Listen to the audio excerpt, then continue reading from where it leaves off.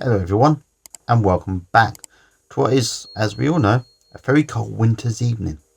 But I say, we warm ourselves up, imagine a nice cozy fireplace, and we shall read about Hygge. So, shall we? Chapter 1. Light.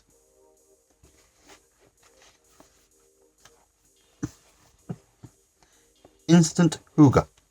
Candles. No recipe for Hygge is complete without candles. When the Danish are asked what they most associate with Hygge, an overwhelming 85% will mention candles. The word for spore in Danish is lyslukke. Probably butchered that. Apologies to any Danish speakers here. Which literally means the one who puts out the candles. And this is no coincidence.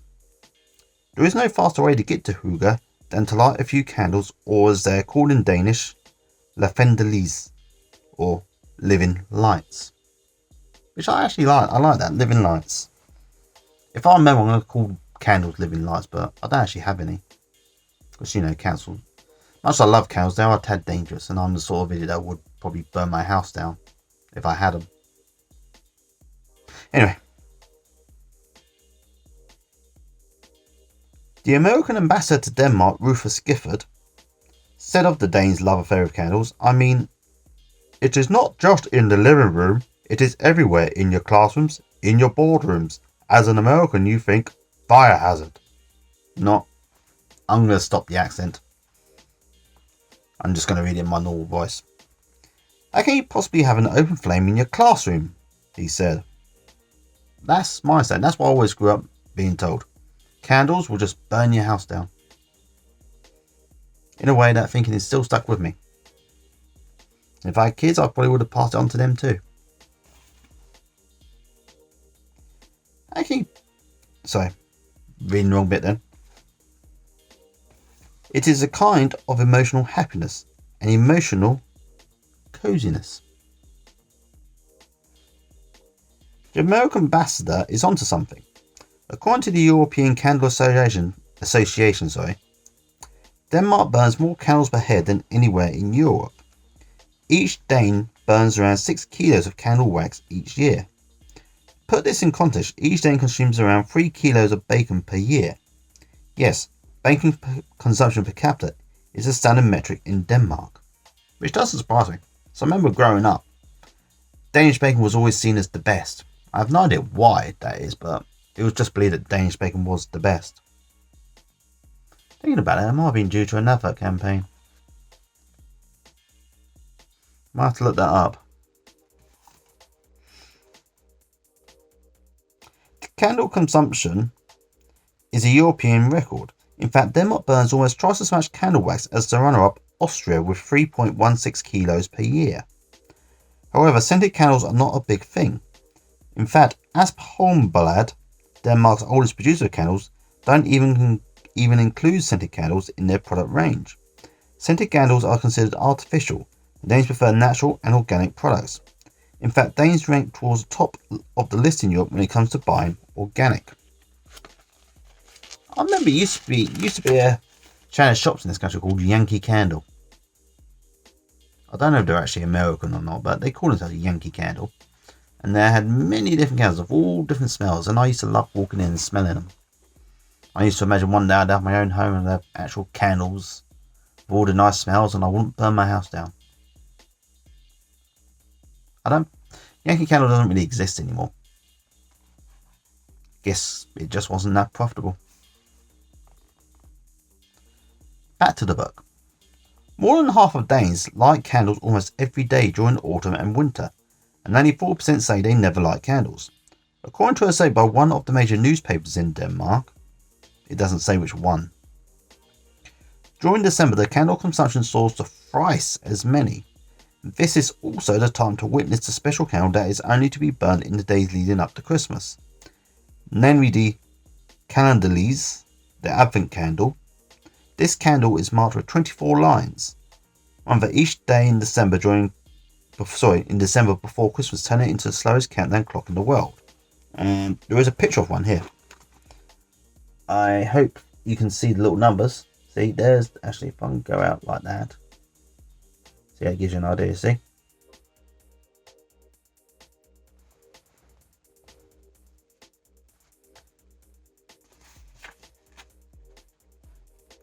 So, another special candle occasion is on the 4th of May, also known as Liesfest or Light Party.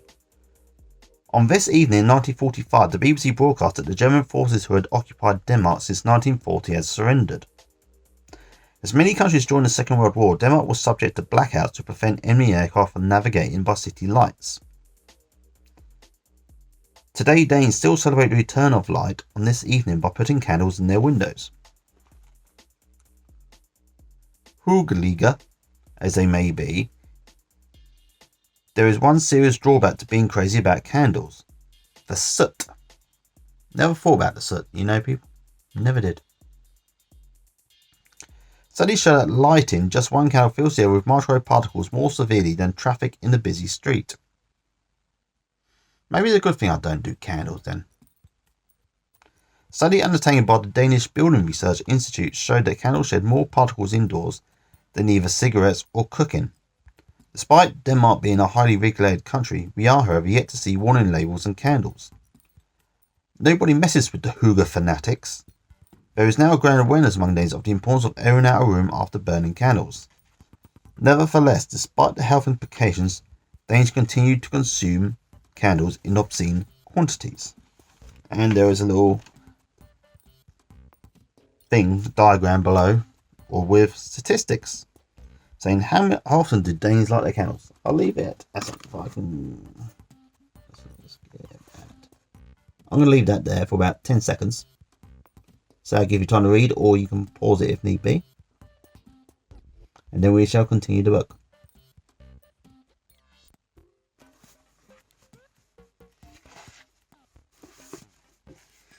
Before we start, next chapter is lamps, and there's a picture which I'll show you. Look.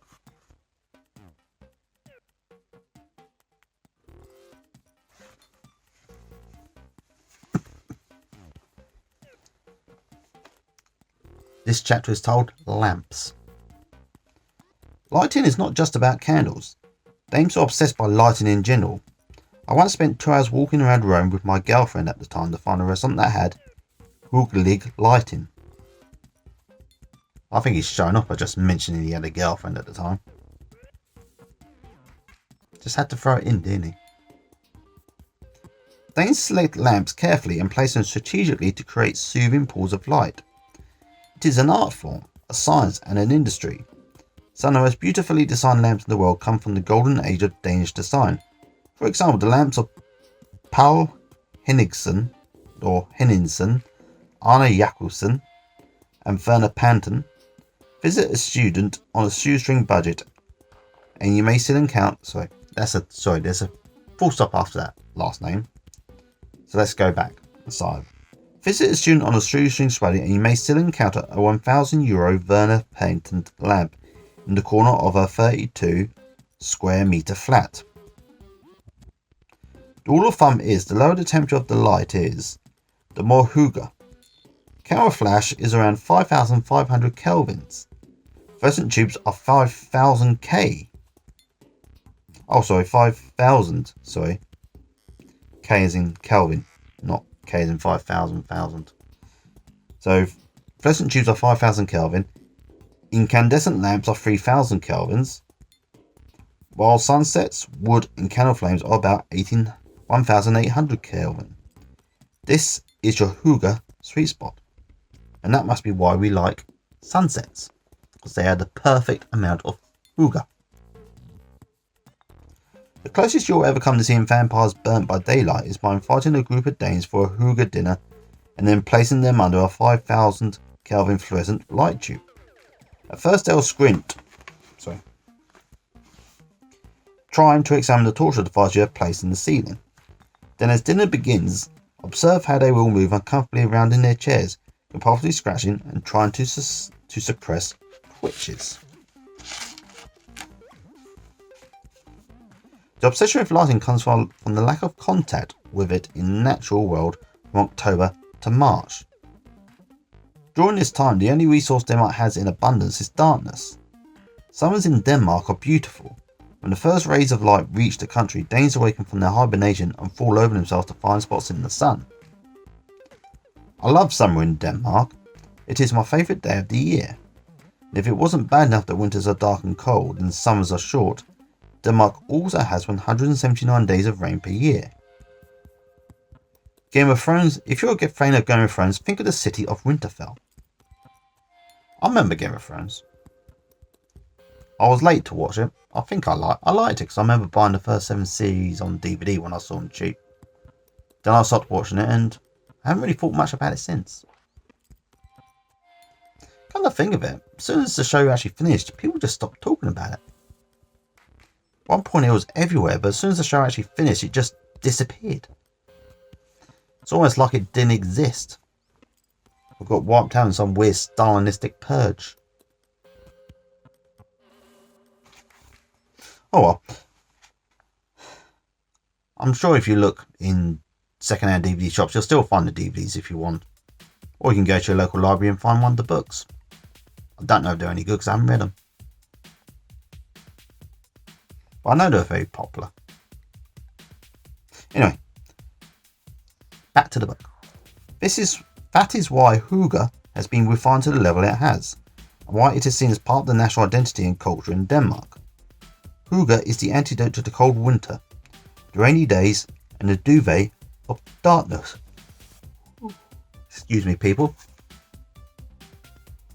So while you can have Hygge all year round, it is during winter that it becomes not only a necessity, but a survival strategy.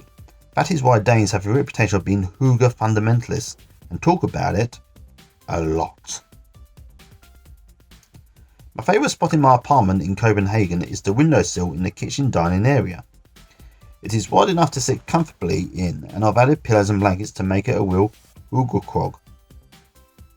And it wants me to go to the Hygge dictionary on page 42, so I'm going to quickly do that. Here we go. Hygge dictionary. And the word was Hygge. If I can find it. Hygge. Pronounced Hygge. The nook of a kitchen or living room where one can sit and have a hyggelig time. For example, let's sit in the Hygge. I will put the definition on screen as well for those who want it. Now, where was we? Here we go. The radiator underneath the windowsill makes it the perfect place to enjoy a cup of tea on a cold winter night. But what I like about it most is the warm amber glow issuing from every apartment across the courtyard. There's a constantly changing mosaic of radiance as people leave and come home. In part, I owe this view to Paul Henningsen. Excuse me. Very unprofessional of me, I know. But I'm not going to edit them out. Inevitably, a well-lit room in Denmark is likely to hold a lamp by the architect and designer all Danes know simply as PH. Or I'm assuming they pronounce the 2 letters and not just make it one sound.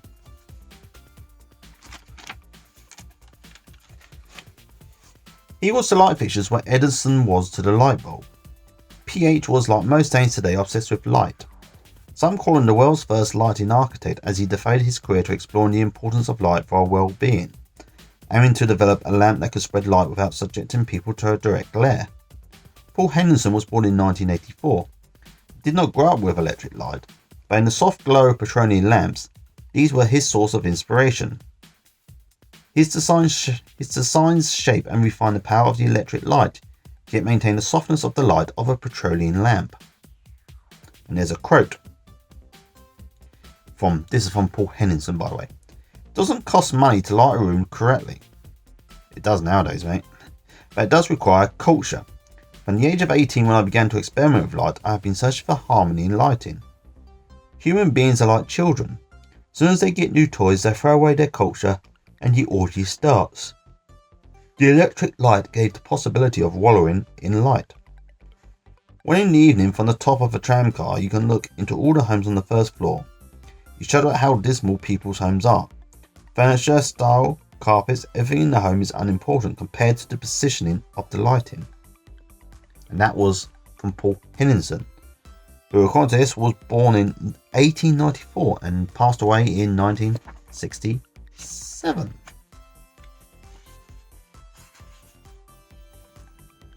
Right, not much longer to go, people.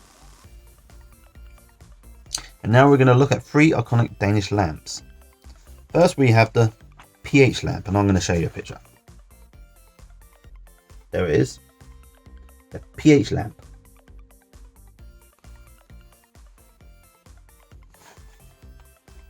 After a decade of experiments with lamps and lighting in his attic, Henningsen presented the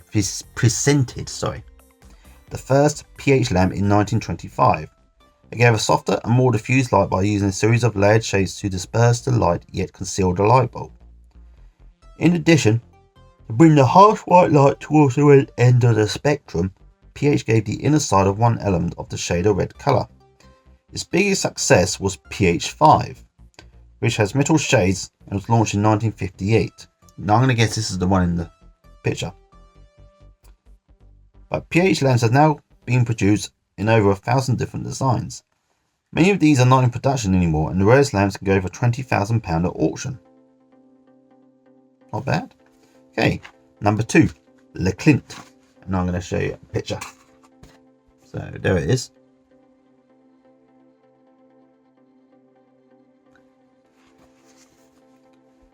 In 1943, the Clint family started producing lampshades with folding pleats. But in fact, they had been designed 4 decades earlier by Peder Wilhelm Jensen Klint, a Danish architect, for his own use, as he had designed a petroleum lamp and needed a shade.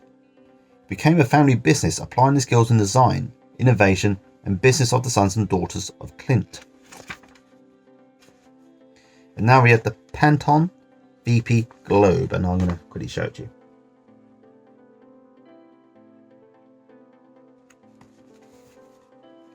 Number 3, Pantone VP Globe. The Pantone VP Globe is a pendant lamp which casts calming diffuse light from its center rim. It was designed in 1969 by Werner Pantone, the enfant terrible of Danish design who loved to work with modern materials like plastic and steel. Pantone attended the Royal Danish Academy of Fine Arts, School of Architecture, Design and Conservation, a leading institution for architecture which today includes a light laboratory, which examines daylight and artificial lighting. You have to excuse me, people. I am being very unprofessional tonight, but we ain't got much long to go. This is the last page, and this little chapter in the chapter is called "Better Than Photoshop." Members of one profession might be just as obsessed with lighting as the Danes. Photographers. Photography means painting with light, and doing it increases your understanding of light and your ability to see and appreciate it. This might be the reason why I love photography, and I've taken tens of thousands of pictures over the past 10 years. And one of my favourite light is the golden hour. The golden hour is roughly the first hour after sunrise and last hour before sunset.